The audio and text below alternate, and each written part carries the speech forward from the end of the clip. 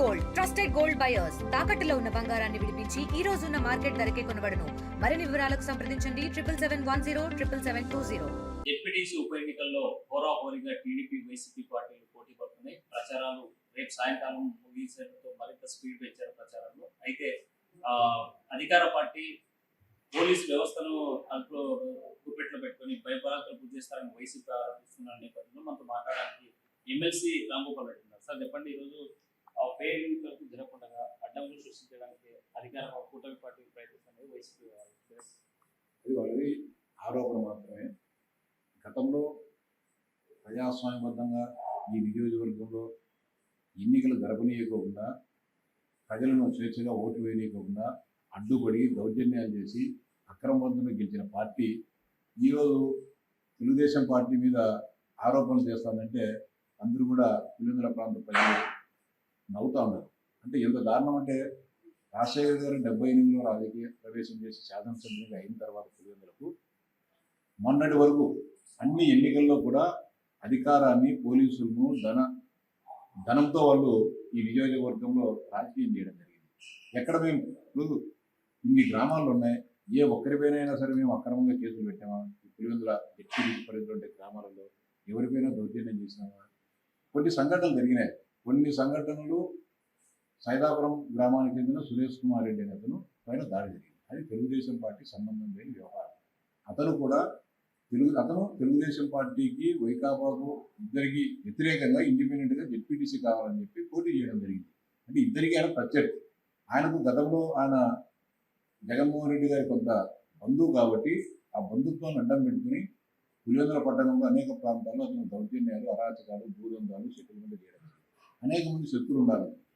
దానికి కారణం ఎన్నికలు జరుగుతున్నాయి కాబట్టి ఏదో ఒక రాజకీయ పార్టీ మీద దాన్ని దోషేయచ్చులేని చెప్పేసి మా మీద కానీ వైకాపాల మీద కానీ దాన్ని దోషేయచ్చున్న ఆలోచనతో కొంతమంది దుండగులు ఆ దాడి చేసినట్టు కనిపిస్తారని చెప్పి దానికి తెలుగుదేశం పార్టీకి ఎలాంటి సంబంధం లేదు.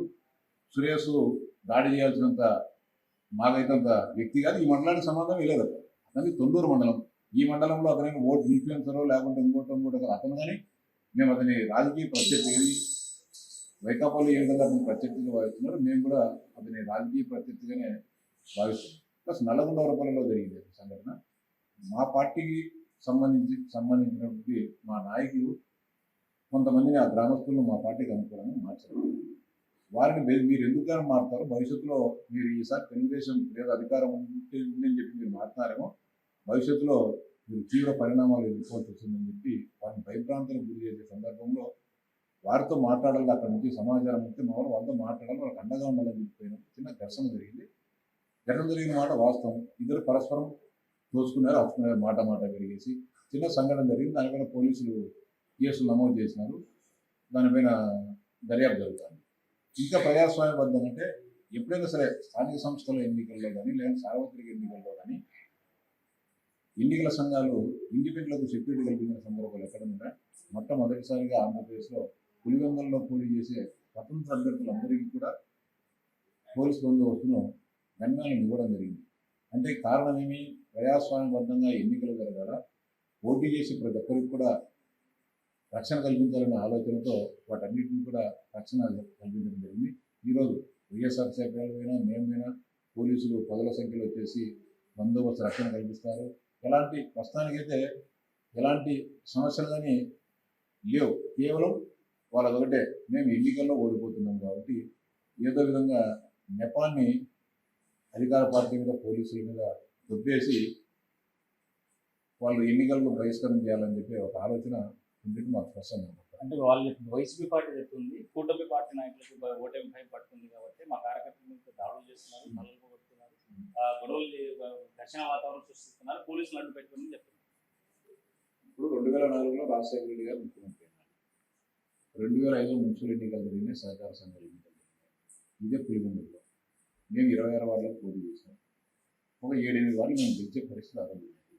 గెలుస్తామనే దుడ్డుతో తెల్లవారి పొద్దున 7 గంటలకు పోలింగ్ ప్రారంభమవుతుంటే రాత్రి 12 గంటలకు వివేకానంద రెడ్డి గారు, వైఎస్ మనోహర్ రెడ్డి గారు వీళ్ళంతా కలిసి అర్ధరాత్రి పూట మా అందరి మీద దాడులు చేసి, మేము అక్కడ ఇళ్లలో వాళ్ళందరి మీద దాడులు చేసి, దౌర్జన్యం చేసి, బలవంతంగా పోలీస్ స్టేషన్లో కూర్చోబెట్టిన చరిత్ర మీది కదా. ఈ పార్టీలో ఉన్నారు. అప్పుడు మా పార్టీ ఇన్ఛార్జ్ కూడా సతీష్ కుమార్ రెడ్డి గారు మీరు వైకాపా ఉన్నారు, ఆయన్ని అడగమని చెప్పండి.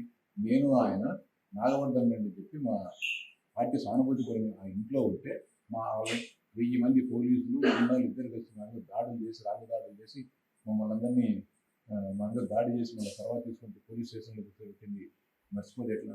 తర్వాత పిఎస్సి ఎన్నికలు జరిగినాయి.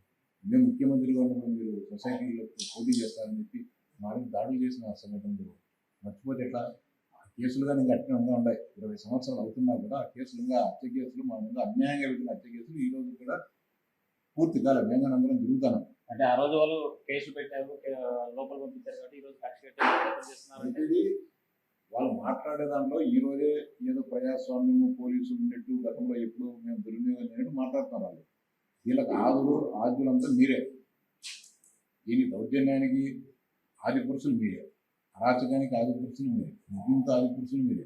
ఆంధ్రప్రదేశ్లో రిగ్గింగ్ సంస్కృతిని నేర్పించింది అందరికీ ఈ రాష్ట్రానికి పరిచయం చేసిందే వైఎస్ కుటుంబం. ఈరోజు అవన్నీ కాదని ఎవరో ఏందో చేస్తారని చెప్పి మాట్లాడుతున్నాం. ఈరోజు ప్రజాస్వామ్యం మేము నమ్మకూడదు. ఒకటే మా నాయకులు చంద్రబాబు నాయుడు గారు కానీ పవన్ కళ్యాణ్ గారు కానీ లోకేష్ గారు అని చెప్పింది ఒకటే, మనం చేస్తున్న అభివృద్ధి సంక్షేమ పథకాలను ప్రజల వరకు తీసుకోండి, వాళ్ళకు సవివరంగా వివరించండి. వాళ్ళు చేసిన తప్పులు, వాళ్ళ అధికారంలో ఉన్నప్పుడు చేసిన ప్రాంతానికి చేసిన అన్యాయాలను ప్రజలకు తెలియజెప్పండి.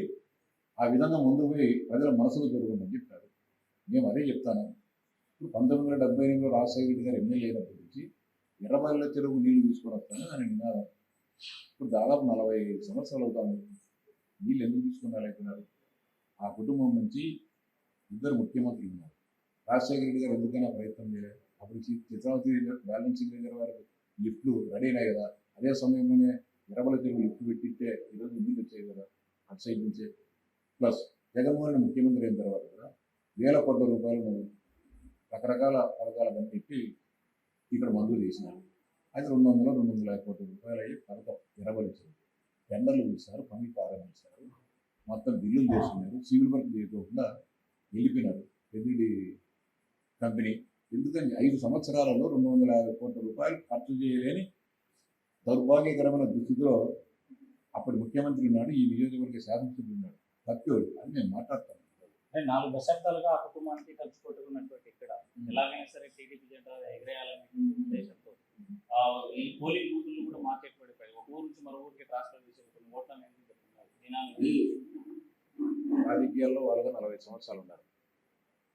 బుద్ధి, జ్ఞానము, తెలివి, తలకాయ నిండాడు ఎవరు మాట్లాడు. ఎక్కడైనా పోలింగ్ కేంద్రాలు పెట్టేటప్పుడు కానీ ఓటర్లకు సంబంధించిన వివరాలన్నీ కూడా పబ్లిక్ చేసేటప్పుడు పబ్లిక్ డొమైన్లో పెట్టడం జరుగుతుంది. ఇది ఓటర్ల జాబితా, దీని మీద మీకు ఏమైనా అభ్యంతరాలు ఉంటే తెలియజెప్పండి అని చెప్తారు. మన అభ్యంతరాలు ఉంటే ఏ రాజకీయ అయినా పార్టీ అయినా ఇందులో ఎవరైనా పోలింగ్ బూత్లు ఏర్పాటు చేసేటప్పుడు కానీ ఈ డిప్యూటీస్ ఎన్నికలకు సంబంధించి ఇక్కడ పోలింగ్ బూత్లు పెడతామని చెప్పి పబ్లిక్ డొమైన్లో పెడతారు. మండల ఆఫీసులో పెడతారు, తహసీల్దార్ ఆఫీసులో పెడతారు, సచివాలయంలో పెడతారు, అన్ని రాజకీయ పార్టీలు ఇస్తారు. మేము అవేర్నెస్గా ఉంటే మేము రాజకీయం చేస్తున్నాం కాబట్టి రాజకీయ నాయకులు అవేర్నెస్గా ఉండి ఎక్కడ చూసుకోవాలి, ఓటర్ లిస్ట్ చూసుకోవాలా, ఎక్కడెక్కడ నమోదు కేంద్రాలు పెడతారని చెప్పి చూసుకోవాలి. ఎందుకని చూసుకోలేదు? ఎందుకని మీరు అభ్యంతరం చెప్పాలి? నిజంగా మేము చెప్పిన మాకని తెలియదు. మాకు కూడా వారికి ఏ విధంగా నిన్న తెలిసిందో వాళ్ళకి తెలిసిన తర్వాత మాకు తెలిసింది. మాకు పెట్టాల్సినంత అవసరంగా లేదు కదా. దానివల్ల ఇప్పుడు ప్రజలలో అసంతృప్తి, ప్రజల్లో అసహనం వచ్చినప్పుడు రాజకీయ పార్టీలకు నష్టం జరుగుతుంది. మాకని తెలియదు. 400 ఓటర్లు ఈ పక్క ఆపకుండా కేవలం అధికారుల తప్పిదం. వాళ్ళ తప్పిదమని నేను చెప్పను, మా తప్పిదమని నేను చెప్పను. ఏ రాజకీయ పార్టీ అయినా సరే పోలింగ్ బూతులు ఎక్కడున్నాయని నోటిఫికేషన్ అభ్యంతరాలు స్వీకరణ టైం ఇచ్చినప్పుడు మనం చూసుకొని గమనించి ఏదంటే మనకు అభ్యంతరాలు ఉంటే తెలియజెప్పాలి తప్ప దీన్ని ఓటమి భయంతో ఈ బూతులు అటు మార్చినారు, అటు బూతులు ఇటు మార్చినారు అని చెప్పి మాట్లాడడం అనేది వాళ్ళ అవివేకం. అంటే ఇదంతా వాళ్ళకి గ్రౌండ్ ప్రిపేర్ చేసుకుంటున్నారు. ఇది ఒక కారణం చూపించేసి ఇది పోలింగ్ బూతులను మార్పిచ్చేసినారు, దీనివల్ల మాకు నష్టం జరుగుతుందని ఒకటి, లేకపోతే పోలీసులు అది చేస్తున్నారు, బయలుదేరి చేస్తున్నారు, అది గందరగోళం చేసేసి ఈ రోజు రాత్రితో రేపు మేము ఎన్నికలను బహిష్కరిస్తున్నాం. ఈ అప్రజాస్వామ్య పద్ధతిగా ప్రభుత్వం ఎన్నికల సంఘం వ్యవహరిస్తుంది కాబట్టి మేము ఎన్నికలు బాయ్కాట్ చేసే నిర్ణయం తీసుకుంటాను. ఒక ఆలోచన పార్టీలో అంతర్గతంగా జరుగుతుంది అనేది మాకున్న సమాచారం. అంటే వాళ్ళ ఆలోచన ఈ రకంగా జరుగుతుందని మీరు భావిస్తున్నారా, లేకపోతే అధికారాన్ని అడ్డు పెట్టుకొని పోలీసు వ్యవస్థ ఒక ప్రైవేట్ సైన్యం గుండాలను రంగంలో ఉంచారని మీ మీద ఆరోపణ ఇక్కడ ఉన్నటువంటి టీడీపీ నాయకులు? ప్రైవేట్ సైన్యం ఏమి అన్ని ప్రచారం మీరు ఆపి చూశారు ఇంత గుండెలు మాట్లాడుతున్నారు. మా తెల్ల సొక్క తెల్ల పని చేసుకుని గౌరవప్రదమైన రైతు కుటుంబాల నుంచి వచ్చిన వాళ్ళే. ప్రైవేట్ సైన్యాలు ఉండేది, దౌర్జన్యాలు చేసేది, దాడులు, హత్యలు, అరాచకాలు చేసి మీ దగ్గర ప్రైవేట్ సైన్యాలు ఉన్నాయి. మనం మీరు ర్యాలీ చేశారు, ఒకటి చిన్న గొడవ జరిగితే దానికి నిరసనగా మీరు ర్యాలీ చేశారు. ర్యాలీ చేసి మీరే గుండాలంగా నేర్చుకుని వచ్చిన పదారంలో నినాదాలు చేస్తా పోలీసులు డౌన్ అని చెప్పి నినాదాలు చేసింది మీరు. పోలీస్ స్టేషన్కి పోలీస్ అధికారులపైన దౌర్జన్యపూరితంగా బెదిరించే ద్వారా మాట్లాడింది మీరు. నేను చెప్తాను, ఓటమి అంచుల్లో ఉన్నారు. మేము చేసే సంక్షేమ కార్యక్రమాలు ఈరోజు ప్రజలకు పెద్ద ఎత్తున అందుతా ఉన్నాయి. అంతేకాకుండా ఇంకొకటి కానీ ఎర్రబల్ల పంచాయతీలకు సంబంధించి 986 మందికి అసైన్మెంట్ కమిటీలు పట్టాలు మంజూరు చేయడం. ఎందుకంటే పట్టాలు ఇవ్వలేకపోయారు. వాళ్ళకి పట్టా డీకేటీ పట్టాలు ఇవ్వాలా, పాస్బుక్లు ఇవ్వాలా, ఆన్లైన్ చేయాలా. ప్లస్ అదేవిధంగా వాళ్ళ సరిహద్దులు ఏదైతే ఒక్కొక్క ఎకరా ఒక కుటుంబానికి 1 ఎకరా భూమి ఇచ్చినారో దాన్ని సర్వే చేయాలి కదా. మీరు ఇప్పుడు 2023 ఎండింగ్లో దాన్ని చేస్తే ఎలక్షన్ జరిగింది జూన్లో. ఈ ప్రక్రియ ఎందుకు చేయాలి అంటే మీకు ఆ ప్రాంతం ప్రజలపైన చిత్తశుద్ధి లేదు కాబట్టి పేదలకు భూములు అందజేస్తే వాళ్ళు ఎక్కడ వ్యవసాయం చేసుకొని మీకు కంట్రోల్ ఉండరని చెప్పేసి మీరు ఆ 986 మంది మోసం చేయడం జరిగింది. ఈ పొద్దు మేము హామీ ఇస్తాను, ఈ ఎన్నికలు అయిన తర్వాత ఫలితాలతో సంబంధం లేకుండా ఆ 986 మందికి టీకేటీ పట్టాలు ఇస్తాం. వాళ్ళ భూములు ఎక్కడైతే అప్పుడైతే ఏదైతే వాళ్ళకు చూపించారో అయిన సాగుకు అనువుగా ఉన్న వాటన్నిటిని కూడా ఆ రైతాంగానికి అందరికీ పేద ప్రజలందరికీ కూడా పంపిణీ చేసేదానికి మేము సిద్ధంగానే ఖచ్చితంగా హామీ అమలు చేస్తాం. ఈ పథకాలన్నీ ఎన్ని ఉన్నాయి, మేము మమ్మల్ని నమ్ముతా ఉన్నారు. ఆ 986 మంది కుటుంబాలు ఈరోజు మా మీద విశ్వాసం ఉంది, మేము మంచి చేస్తాం, మా భూమి ఇస్తామని చెప్పి. ప్లస్ ఆ ప్రాంతం ఉండే రైతులకు కానీ మేము నీళ్ళు ఇస్తామని చెప్పి ఒక నమ్మకం కలిగింది. కాబట్టి సంక్షేమ పథకాలు, సూపర్ 6 పథకాల ద్వారా అనేక మందికి సంక్షేమ పథకాలు ఉన్నాయి. వాటన్నిటినీ మేము ప్రజలకు సవివరంగా తెలియజేస్తాం. ఖచ్చితంగా 100% తెలుగుదేశం పార్టీ అభ్యర్థి విజయం సాధిస్తుంది. ఈ ఎన్నికలు ప్రశాంతంగా జరగడానికి మీరేం చెప్పాల్సిన ఎన్నికలు ప్రశాంతంగా జరుగుతాయి. మొట్టమొదటిసారిగా 45 సంవత్సరాల తర్వాత ప్రజలు స్వేచ్ఛాయుత వాతావరణంలో ఒక